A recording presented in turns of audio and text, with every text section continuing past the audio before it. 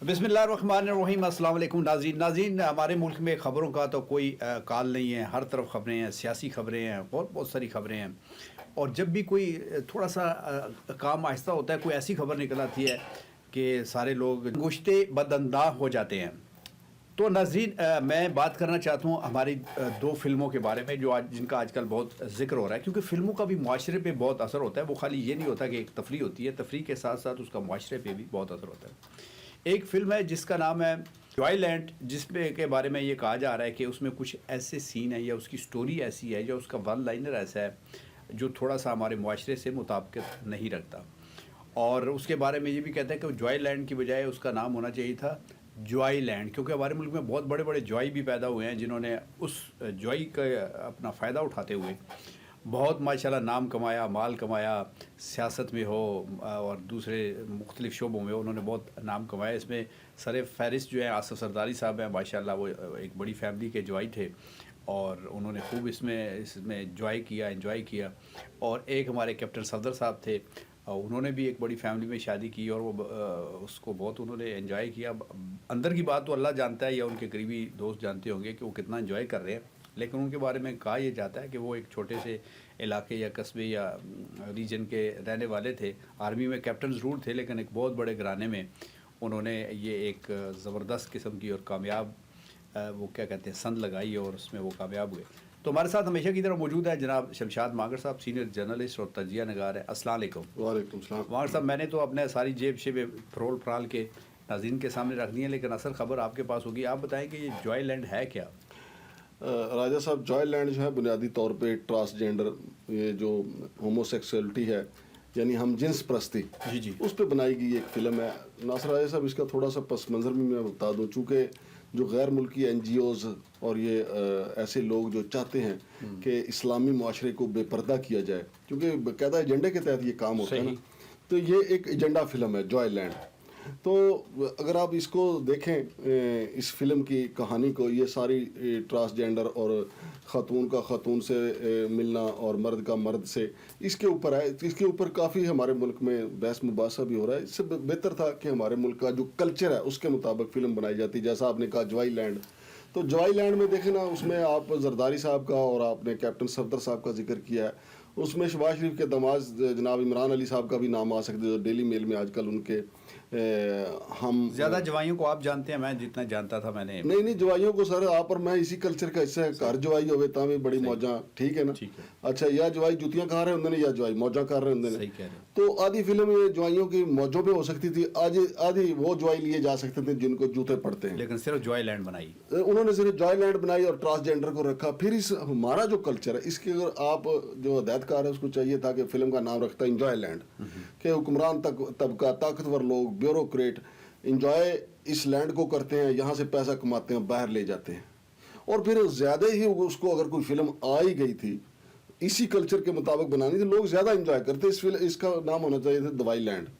اس میں آپ عمران خان کو دکھاتے کہ وہ پڑے ہوئے ہیں، دوائیاں لے رہے ہیں، پھر آپ نواز شریف کا آپ کو لیتے کہ وہ دوائی لینے گئے تھے واپس نہیں آئے، پھر شہباز شریف کو دکھاتے کہ جناب علی کرونا میں پڑے ہوئے ہیں، پھر جناب آصف علی زرداری صاحب کو بھی آپ دکھا سکتے تھے، جناب رانا ثناء اللہ صاحب کو آپ دکھا سکتے تھے کہ ہر طرف دوائیوں کی جناب علی بھرمار ہے، اور ساتھ آپ یہ ٹچ دے سکتے تھے کہ ایک ایسا ملک جس کے اہم ترین لوگ بیمار ہیں لیکن عام آدمی کو دوائی نہیں ملتی ہے تو جعلی ملتی ہے۔ اچھا ماگر صاحب، آپ ایک جرنلسٹ ہیں، میں بھی چھوٹا سا جرنلسٹ ہوں، اور جرنلسٹ کے بارے میں یہ کہا جاتا ہے کہ وہ ہمیشہ وہی چیز سامنے لے کے آتا ہے جو معاشرے میں ہوتی ہے، اور اس میں لوگوں کو دکھانا مقصود ہوتا ہے کہ ہمارا معاشرہ کس طریقے سے بگڑتا جا رہا ہے تاکہ ہم تھوڑے سے سنبھل جائیں۔ اب میں نے یہ فلم جوائے لینڈ دیکھی نہیں ہے، آپ نے شاید دیکھی ہو یا سنا ہو اس کے بارے میں زیادہ، تو کیا اب ہمارا معاشرہ اس قدر گر نہیں گیا جہاں پہ ہم بچوں کو اپنے ڈارک ویب کے سامنے بیچنے کے لیے قتل کر دیتے ہیں، ان کے ساتھ زبردستی کرتے ہیں، چھوٹی چھوٹی بچیوں کی عزتیں لوٹ لیتے ہیں، اور ہومو سیکس تو ایک بالکل عام سی چیز ہوتی جا رہی ہے، اور اس کے بارے میں بہت ساری خبریں ہیں۔ تو کیا جو ہمارے معاشرے میں چیزیں در کر آئی ہیں، جو ہمارے معاشرے میں شامل ہو گئی ہیں، اس میں عوام کو بتانا بری بات ہے، نہیں بتانا چاہیے؟ اس بارے میں ذرا جواب دیجیے گا۔ رائے صاحب، آپ اور میں کون ہوتے ہیں بتانے والے؟ جب اللہ خود کھول کے بتا رہا ہے، जब कुरान पाक हर घर में पड़ा हुआ है लेकिन उसको पढ़ने वाले नहीं हैं, तो ये बीमारियां तो आएंगी। सही। अब क्या कुरान पाक में खुल्लम खुल्ला हुक्म नहीं है कि आप अपनी बीवियों को या औरतों को छोड़कर इस तरफ ना जाएं? तो जब आप ये उसको छोड़ के आप गलत रास्ते पे जाएंगे तो तबाही आपका मुकद्दर बनेगी। तो हमारे मुआशरे की तबाही का बुनियादी वजह यह है, इसी का फ़ायदा उठाते हुए जो है ये जो बैरून मुल्क के लोग जो हैं, जो एजेंडा पे फिल्में बनाते हैं और काम के, यहाँ आपको पता है यहाँ पे एक बड़े 5 स्टार होटल में एक NGO इसी होमोसेक्स पे बनी हुई है और उसके बाहर से पैसा आता है और बड़े नामवर लोग हैं उसके मेंबर हैं। तो यहाँ पे NGO ऐसे काम कर रही हैं और जिस शहर में हम रहते हैं यहाँ तो इसको कुछ समझ ही नहीं आता, बल्कि अब यहाँ पे खुफिया लड़कों ने अपने क्लब बनाए हुए हैं, लड़कियों ने अपने क्लब बनाए हुए हैं और कानून नाफिज करने वाले इदारे जो हैं हमारे, वो तो लगे हुए हैं या तो प्रॉपर्टी में लगे हुए हैं। आपके सामने मैं कितने प्रोग्राम करता हूँ, आप देखें intelligence bureau cooperative housing society है, अब उनका काम है कि कहाँ कौन यहाँ पे क्या कर रहा है, वो प्लाटों के धंधे में पड़ गए सारे के सारे। ठीक है, कोई क्या करेगा। और दूसरे जो सरकारी इदारे भी, वजारतें भी इसी काम में लगी हुई हैं। कौमी असम्बली ने भी अपनी जनाबिली जमीनों की हाउसिंग सोसाइटी बना ली, सेनेट वालों ने भी बना ली, वजारत दाखिला वालों ने भी बना ली। मुझे बताएं ये काम किसने करना है? अब जॉय लैंड आ गई, गंदी फिल्म आ गई, उसके ऊपर तो हाहाकार मची हुई है सोशल मीडिया पे। और भाईजान इसके ऊपर एक्शन लेने की जरूरत है कानून के मुताबिक। कानून के मुताबिक किसने एक्शन लेना है? वो हमारी वजारत दाखिला है, FI है। FI को सियासी कामों से फुर्सत नहीं। आप ठीक कह रहे हैं मागर साहब, ये वाकई एक आपने बड़ा खूबसूरत लफ्ज़ इस्तेमाल किया, गलत रास्ता। तो ठीक है, वो आपका दानिस्ता किया या गैर दानिस्ता किया, लेकिन आपने ठीक कहा कि गलत रास्ता। लेकिन ये जो हमारे यहाँ NGOs बनती हैं, वो बेशक हमारे जो उन ऑफिसेज़ में काम करते हैं, जो उनके आलाकार बनते हैं, उनको बहुत सारा पैसा देते हैं।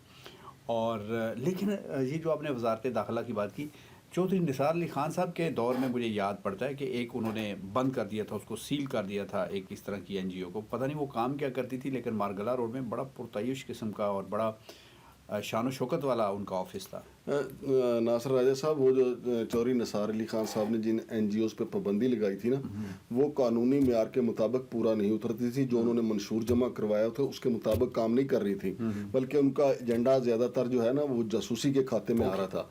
मैं ये कह रहा हूँ कि ये जो गलत काम है, ये जो धंधा है, इसको रोकने के लिए आपको पता है कई बड़े बड़े लोग, बासर लोग जो हैं, वो भी इस बीमारी का शिकार हैं। आप देखें, अब आजम सवाती जैसे बुजुर्ग लोगों की, परवेज रशीद जैसे लोगों की हम वीडियो बना के उसको हम जारी कर देते हैं। मैं कहता हूँ ये उनको छोड़ें यार, उनको सियासत करने दें, उनकी आप वीडियो बनाते हैं। ये जो इस गंदे धंधे में पड़े हुए हैं, ये जो जॉय लैंड ग्रुप जो है, इनकी NGO जो हैं, इनके जो सहूलतकार हैं, इनके जो हैंडलर हैं, इनको जो पैसा देते हैं, उनके खिलाफ किसने कार्रवाई करनी है? राजा साहब, आप और मैं तो यहाँ बैठ के प्रोग्राम करेंगे और घर को चले जाएंगे। एक्शन लेने वाले जो है वो बेनिफिशरी हैं। वो सोए तो फिर तो बड़ी मेहरबानी, सो ही जाए यार, वो तो बेनिफिशरी हैं। हाँ। और मैं ये चाहूँगा, आपसे दरख्वास्त भी करूँगा कि जब ये अपना एक मंशूर या एक अपना एक कुछ कागजात जमा कराते हैं NOC के लिए, तो उस पर क्या ये वाकई लिखा होता है कि हम इस मुल्क में ये जो हम जिन्स परस्ती है या आज़ादी है उसको फ़रोग देंगे? ये फिर इस पे बात हम लंबी नहीं करते साहब, इसमें बड़ी वारदात होती है। अब जो इंटरनेशनल ह्यूमन राइट्स का जो लफ्ज़ है ना, उसमें ये ट्रांसजेंडर जिनको हम खुसरे वगैरह ख्वाजा सरा कहते हैं, उसमें भी आ जाते हैं। इसमें हमारा दीन भी कहते हैं कि उनके हुकूक का ख्याल रखा जाए, लेकिन ऐसे हुकूक का ख्याल ना रखा जाए कि उनको हम जिन्स परस्ती की तरफ लगा दें। लेकिन ये इंटरनेशनल एजेंडे वाले उस कानून की उस शिक का जो है गलत मतलब निकालते हैं। यहाँ वो शामिल कर लेते हैं इंसानी हुकूक के ज़िम्रे में, और फिर ये भी शिक शामिल कर लेते हैं कि ट्रांसजेंडर के हुकूक का ख्याल रखा जाएगा। उनके नज़दीक ट्रांसजेंडर के हुकूक क्या है? लवातत। जबकि ट्रांसजेंडर हमारे नज़दीक क्या है कि यार उनका मुआशरे में इज्जत एहतराम बरकरार रखा जाए, जैसे सुप्रीम कोर्ट ने कहा था कि उनको बाइज्जत नौकरियां दी जाएं।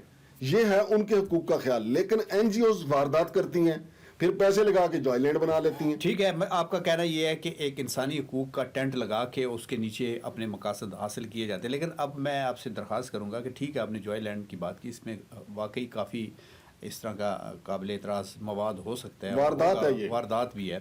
कि मुझे पहली मरतबा ये मालूम हुआ है कि हमारे दोस्त जो सीनियर जर्नलिस्ट हैं शमशाद मागड़ साहब, ये फ़िल्मों के हवाले से, किरदारों के हवाले से, म्यूज़िक के हवाले से, राइटर्स के हवाले से ان کی ڈائلاگ ڈلیوری کے حوالے سے، ان کی زبان دانی کے حوالے سے بہت حساس ثابت ہوئے ہیں، کیونکہ ان کا کہنا ہے کہ جو فلمیں بھی ہوتی ہیں وہ معاشرے پہ اثر انداز ہوتی ہیں، اور جب آپ کے ملک میں فلمیں بہت کم بن رہی ہوں تو پھر آپ کو اس طرح کا خیال رکھنا چاہیے کہ ایسی فلمیں بنائیں جو آپ کو تفریح بھی دیں اور تھوڑی سی اس میں حقیقت کے قریب بھی ہوں، جو زیادہ پر اثر ہوتی ہیں۔ تو جناب یہ تھا ہمارا آج کا ویلاگ، اپنا خیال رکھیے گا، ہمیں دعا میں یاد رکھیے گا، ہمارا چینل سبسکرائب کیجیے گا، لائک کیجیے گا، شیئر کیجیے گا۔ پاکستان زندہ باد۔